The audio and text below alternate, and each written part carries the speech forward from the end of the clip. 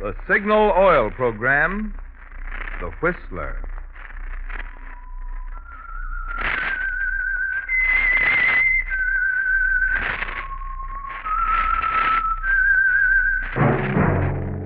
That whistle is your signal for the Signal Oil Program, The Whistler.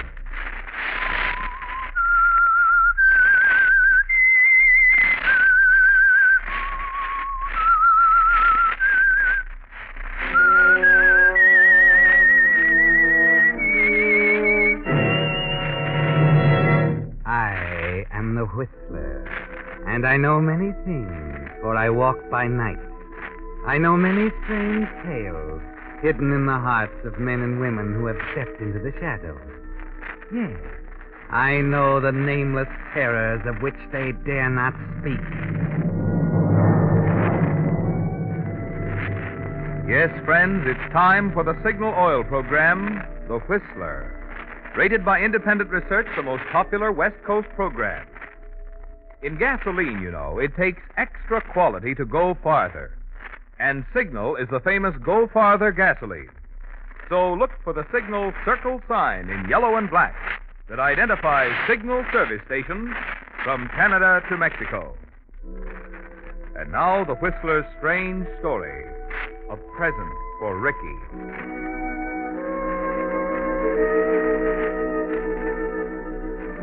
The spotlight subtly changed from white to a delicate blue, and the small nightclub orchestra slid into three-quarter time as the dance team began their waltz. The Croytons, Clive and Marie, had held top billing at the club for almost a year, and it was well deserved. Drinks stood unnoticed on the table. Conversation stopped. Everyone now was watching the Croytons, or rather, Marie Croyton. Slim, graceful, blue velvet Marie, smiling as she spun across the floor, poised for a moment, floated effortlessly back to Clyde's waiting arms. The customers love it. She's a beautiful thing. Yeah. You know, Larry, What? there's a kind of first-time look about it. They must be in love to dance like that.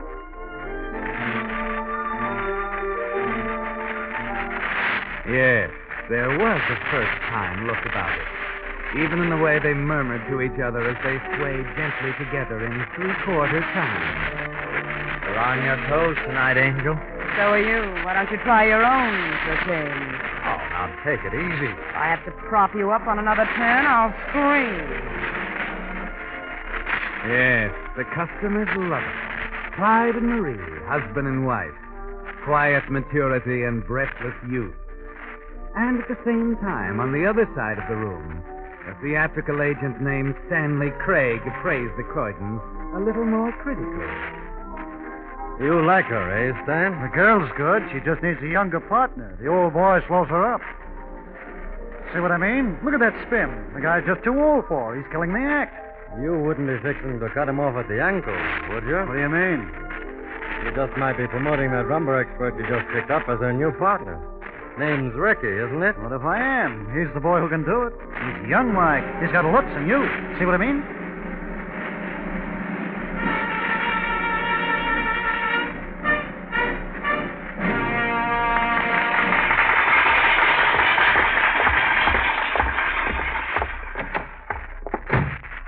All right, Marie. Let's get it over with. Get what over with? Your nightly speech, that crack you made out on the floor. Oh, then. Yes, that. Like my hair this way, Clyde? I'm waiting, Marie. Well, forget it. I don't want to go through it all again now. Look, I think it's time we had it out. Listen, Clyde, why try to kid yourself? You know it can't go on like this. Oh, I don't know. We just got a pretty good hand. You mean I got a good hand? You may as well admit it. I don't think that's quite fair. Well, it's true. I'm getting tired of propping you up, covering up your fumbles, finding my heart in my mouth every time we go into a spin. Now, wait a minute, Marie. You wait a minute. Maybe you're right. Maybe we'd better have it out right now. All right. What are you complaining about?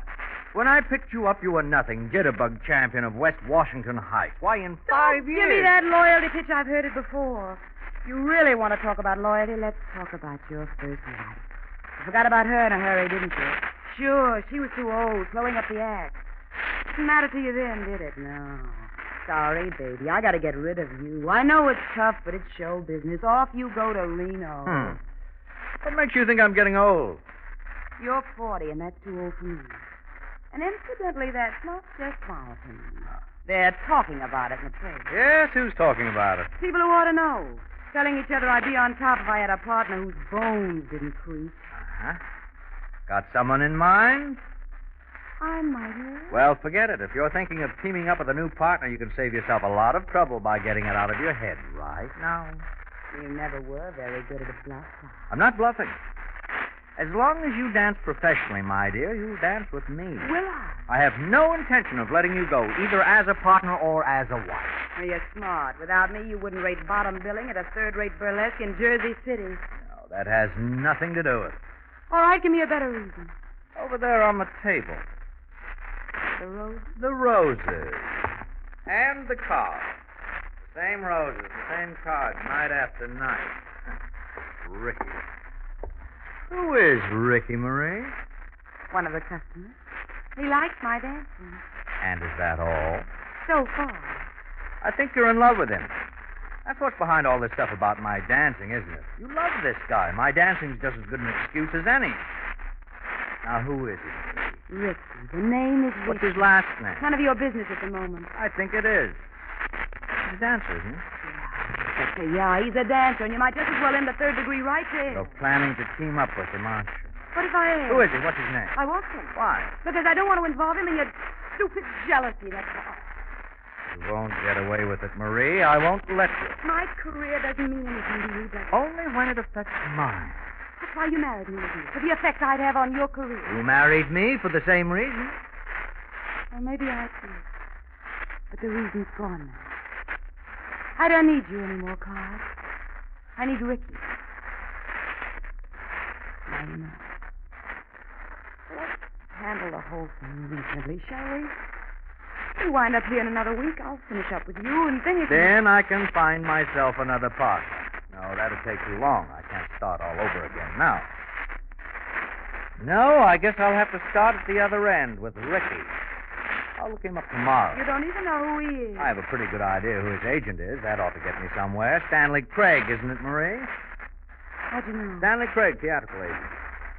You shouldn't have left his card on your desk yesterday, darling. Clyde, if you do anything to Ricky, I'll... You do love him, don't you, Marie? All right, Mother. For the last time, what's it going to mean? Ricky or me? I already told you. Nothing can change it, Clyde. This is our last week.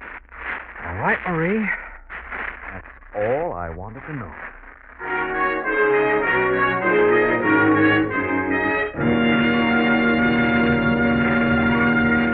With the prologue of The Present for Ricky, the Signal Oil Company brings you another strange tale by The Whistler. But now a question. What gasoline is famous as the Go Farther gasoline?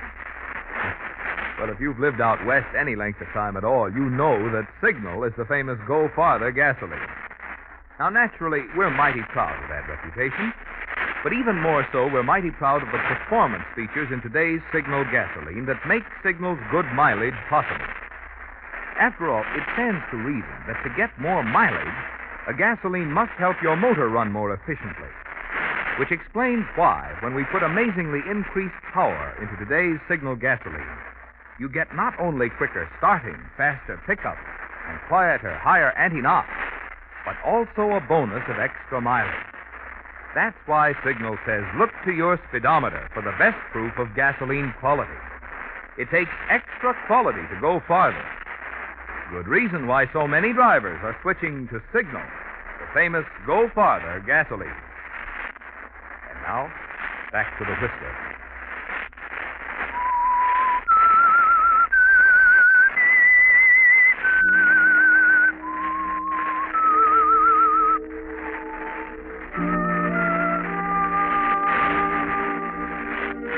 Well, Clyde, Marie means what she says.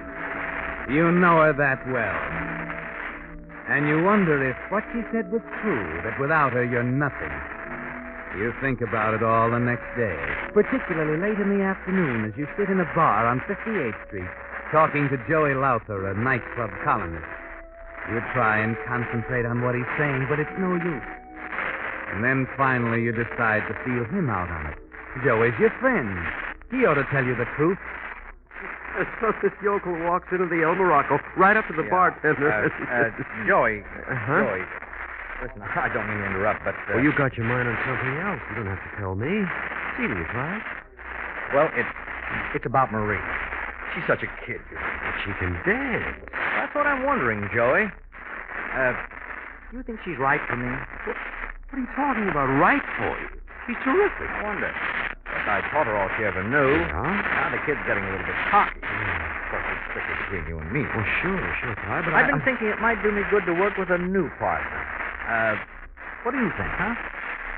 You want it straight? Yes, I want it straight. You're crazy. I'm your friend, Clyde. I wouldn't give you a lot of malarkey. You better get that idea out of your head right now.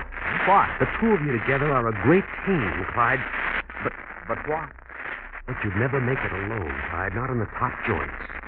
You see, the customers are paying to see Marie. I know. Yeah, I know, Joey. Yeah, well, thanks.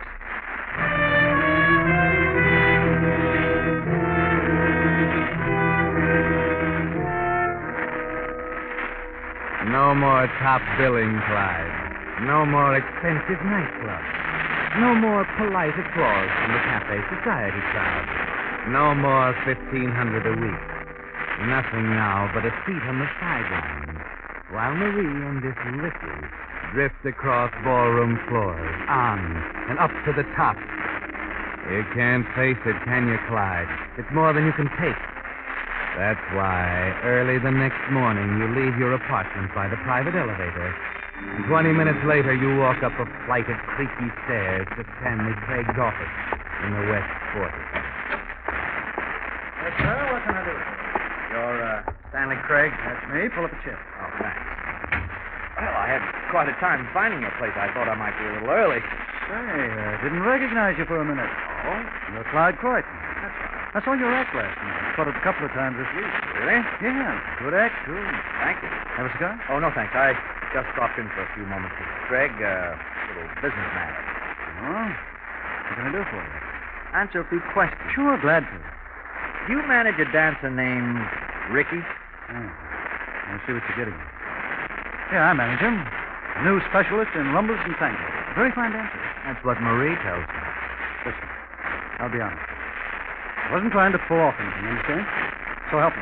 I was going to put my cards on the table before we made any deal. You see what I mean? I suppose you put them on the table now, huh? Okay. We'd make a great team, Mr. Croyton, Ricky and Marie. Marie is part of a great team already. She's not available. I don't know whether she is or not. I haven't had a chance to talk to her. Got by the other day, left my card. Yes, I saw her.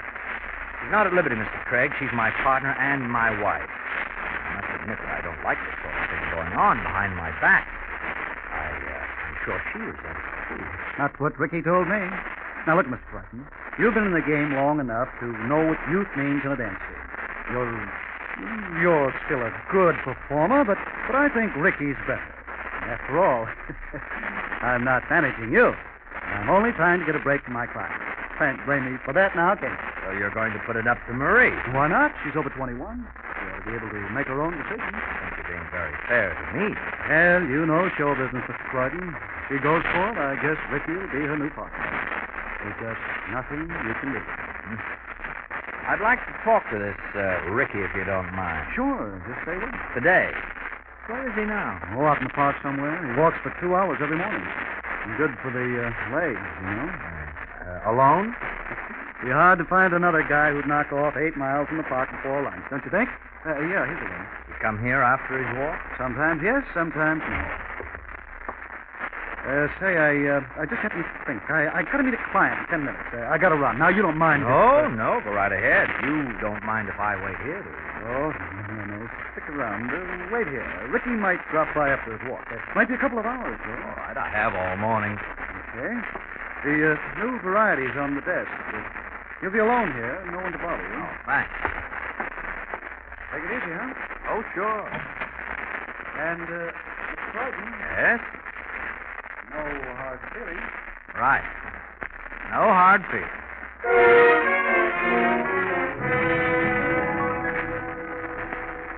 No, Clyde, no hard feelings at all.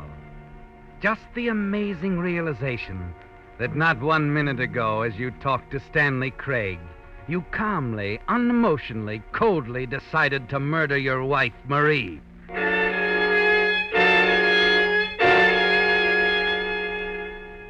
There was no shock to it at all. It seemed as if it had been there all the time, in the back of your mind, waiting to be formulated into thought. Yes, Clyde, here you are in Stanley Craig's office, alone. Ricky is walking in the park, alone. Marie is at home, alone, probably still in bed. You realize that another opportunity like this might not happen in 1,000 years. Yes. If you're going to do it at all, Clyde, you've got to do it now. On top of the file cabinet, you find a package of Stanley Craig's letterheads. On his desk, a battered typewriter. In your pocket, the card signed Ricky that came with the flowers. And most important, in your mind, an idea. There. Now, let's see. Marie, my darling, it is useless to try to put this into words. I've told no one of your decision to stay with Clyde because I know it isn't final. That you love me and always will. That the only future for either of us is together. At the bottom of the note, after all my love, you carefully copy Ricky's signature from the card. Then you check the date. Yes, you've dated it yesterday to make it look as if it had time to go through the mail. On the desk is a sharp letter opener with Stanley Craig's name on it. That's part of it, too, Clyde. You put it in your coat pocket, ready when you need it. Now, back to your apartment. You still have over an hour, and you know Marie will be alone.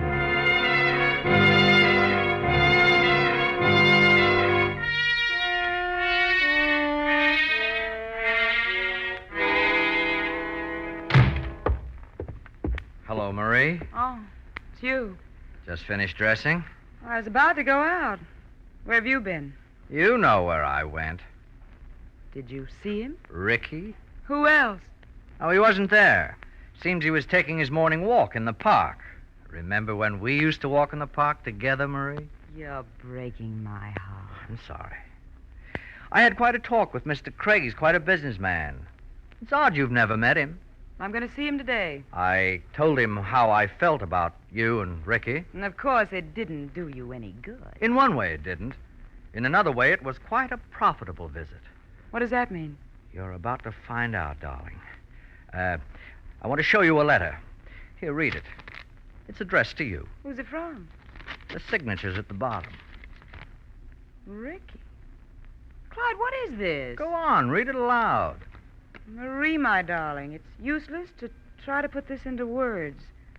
Told no one of your decision to stay with Clyde because I know it isn't final, that you love me and always will. Oh, Clyde, this is ridiculous. Go on, Marie, read the rest of it. I see, always will. But the only future for either of us is together. You must believe me, darling, I'd rather die than have it any other way. I'm coming to your apartment tomorrow morning at 11. We must decide this once and for all. Oh, my love, Ricky. What's so funny, Marie? Oh, Clyde, that's the funniest thing I ever read in my life.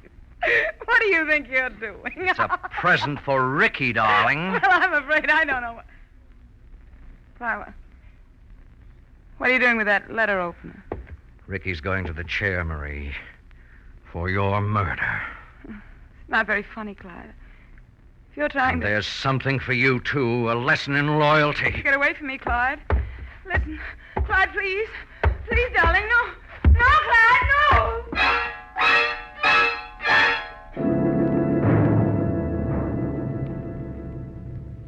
Yes, Clyde, a present for Ricky. They'll never know now that Marie was about to toss you over for him. The letter will be published in all the papers, and that kind of publicity won't hurt you a bit, will it? You move quickly now. Toss the card with Ricky's signature on Marie's desk. Take the crumpled note from her hand and put it in the wastebasket where the police will be sure to find it. Throw the letter opener out the window into the shrubbery several floors below. They'll find that, too. That's all, Clyde. You're ready now. Nothing to do but leave the building by the private elevator and return to Stanley Craig's office. You're there in less than 20 minutes with a good half hour to spare. And best of all, you haven't been seen by anyone who could possibly recognize you.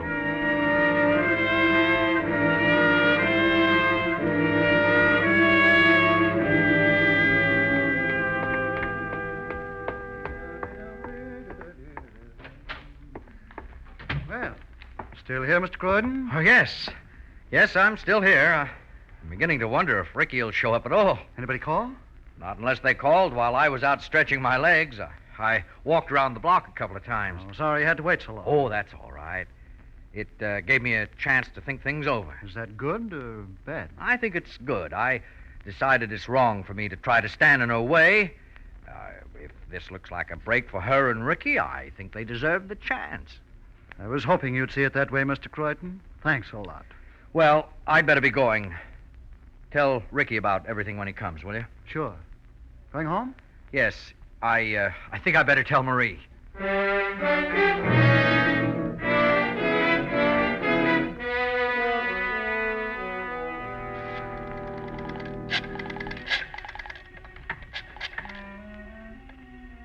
Hello? Hello, police headquarters. Something terrible has happened. My name is Clyde Croyton. I live in the penthouse at 1232 Warwick Place. That's right. Please send someone up here as quickly as you can. My wife has been murdered.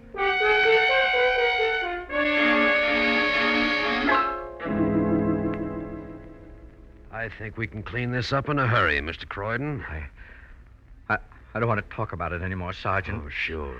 I still can't believe it. I know how you feel. I'll do anything I can to help, but you understand later on, please. Oh, sure, Mr. Croyton. Tomorrow, maybe.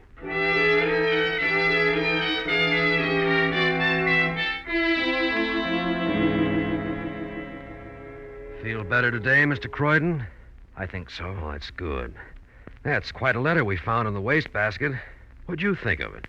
Oh, I don't know what to think. You knew what was going on between this man and your wife? There was nothing going on. It was all in his mind.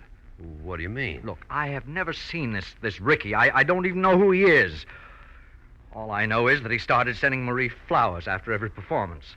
He had some crazy idea she was in love with him. Oh, it was ridiculous. She hardly even knew him. Uh-huh. And what about the dance business?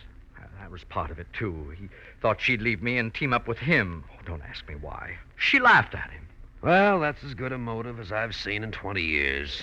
You know, it's a wonder he didn't leave a confession note right on the table. He left everything else. First-class motive, the letter in the wastebasket, the knife with his manager's name on the bushes outside. And yet what? With all that, after practically shouting from the housetops that he'd killed her, he carefully wipes his prints off the knife. Funny how a murderer's mind works, isn't it? Yes, it's hard to understand. Oh, by the way, Mr. Croyton, this is only a formality, of course. Where were you yesterday morning before you found your wife? In Craig's office.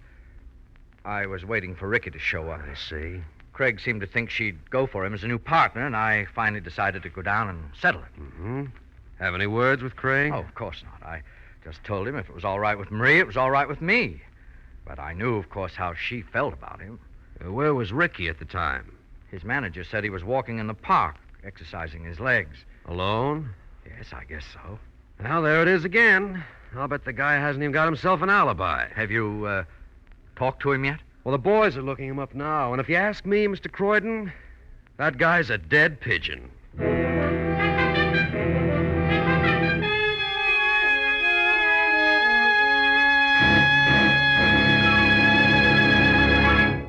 The Whistler will return in just a moment with the strange ending of tonight's story. I wonder if you've noticed the increasing emphasis that's being placed recently on the independent businessman. Well, that's especially interesting to me because not just now, but for the past 15 years, in fact, ever since Signal Oil Company first started marketing gasoline, They have sold Signal products through independent dealer-owned service stations. And for good reasons. Not only because the independent businessman represents the American way of life that has made our country such a great place in which to live and make a living, but also because there's a personal advantage for you in having your car serviced at a dealer-owned Signal station. You see, your Signal dealer, being in business for himself, naturally has more incentive to give you the more thorough, more conscientious service that will keep your car happy and keep you his satisfied customer. This personalized service, plus the fine quality of Signal products, are two good reasons why Signal has grown so in popularity. Grown from a mere handful of stations serving Southern California into an organization serving 7 western states from Canada to Mexico. And now, back to the Whistler.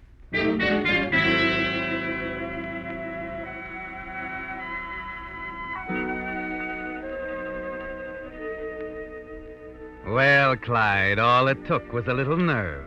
You're over the hump now, all ready to act as number one witness for the prosecution in the case against Ricky. Tomorrow, the story will break in the papers, and the notoriety, the public sympathy over your bereavement should make it easy to pick up a new partner, one who'll keep you in the top spots, in penthouse apartments with private elevators. Yes, Clyde, you can relax now. You've decided it's all over. Now, who can that be? Oh, Sergeant. I'm sorry to disturb you, Mr. Croyton. I was about to go to bed.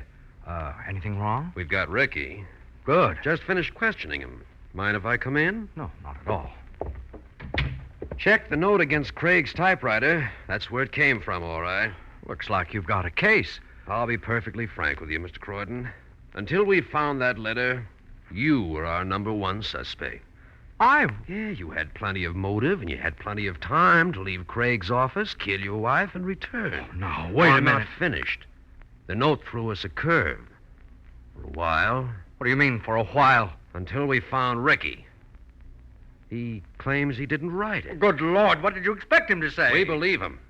Believe him? Of all Just a minute. You never met Ricky, huh? I told you that. Well, that's the one honest statement you made, Croyton. The rest was strictly out of your head.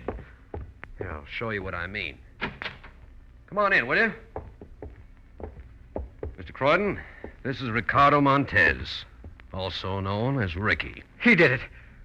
He wrote the note, I tell you. No comprendo lo que hablan, señores, pero yo no la maté. Wait.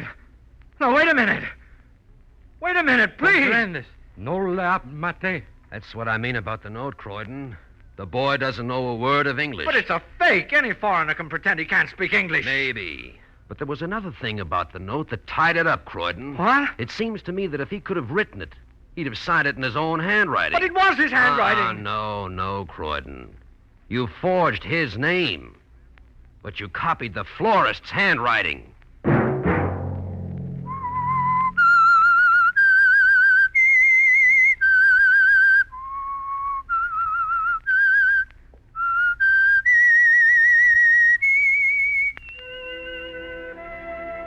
Let that whistle be your signal for the Signal Oil program, The Whistler, each Monday at 9, brought to you by the Signal Oil Company, who have asked me to remind you, to get the most driving pleasure, drive at sensible speeds, be courteous, and obey traffic regulations. It may save a life, possibly your own.